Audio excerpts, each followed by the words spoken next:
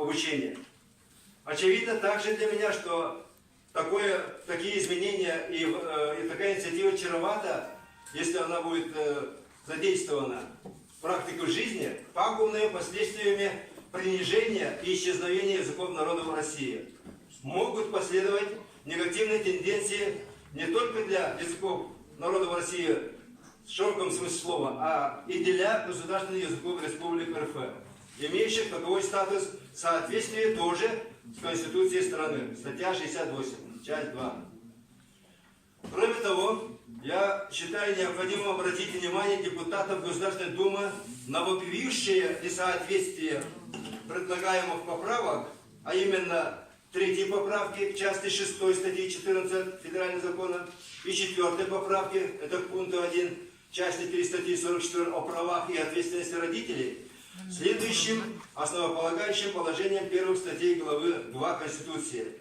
А. Основные права и свободы человека неотчуждаемы и принадлежат каждому гражданину. А тут получается будет верховенствовать некая инстанция, школа, родитель и в конце концов некая инстанция. А тут в Конституции четко говорится о том, что эти права и свободы принадлежат гражданину. Б. Права и свободы человека и гражданина являются непосредственно действующими, а не через механизмы их зарегулирующие и по существу ограничивающие. Полагаю, что поспешно составленный и не проработанный с точки зрения соответствия-несоответствия конституционным принципам и положениям, этот законопроект в целом, как и 3 и 4 поправки авторов инициативы, является неприемлемым по их концепции. Я думаю, что надо постараться повлиять на Государственную Думу не только вращением имен, но и другими каналами, через фракции, через общественные силы, чтобы обратить внимание на то, что вопрос выбора языка из числа государственных языков явно не относится к федеральным полномочиям, не относится к предметам видения федерального уровня российской власти.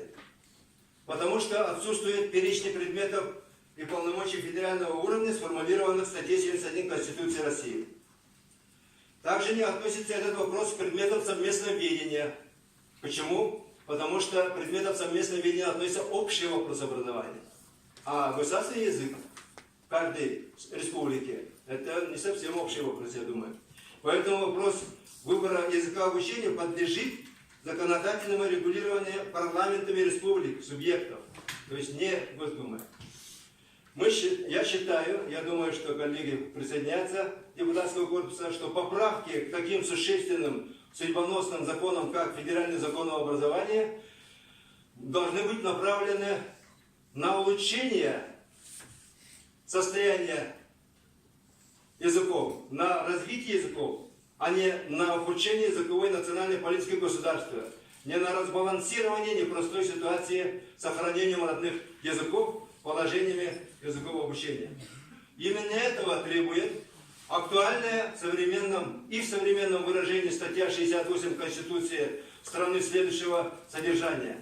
Кавычки, цитирую. Российская Федерация, это наше общее государство, гарантирует всем ее народам право на сохранение родного языка, создание условий для его изучения и развития.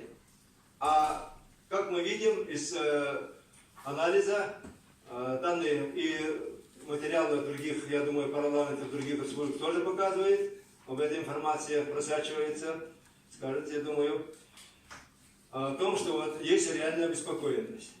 Поэтому, закругляя свое такое введение и представление критического анализа, вы заметили именно в большей мере не с точки зрения даже нашего республиканского законодательства имеющегося, и практики жизни, а с точки зрения принципов и положений Конституции России. Я думаю, что в данном случае мы можем и должны найти защиту для отклонения такого концепции в первом чтении такого законопроекта Государственной Думой, воззвать именно Государственной Думе, рассмотреть именно через призму Конституции России, может быть, обратиться к Совету по правам человека, тоже, который при президенте, как гаранта Конституции.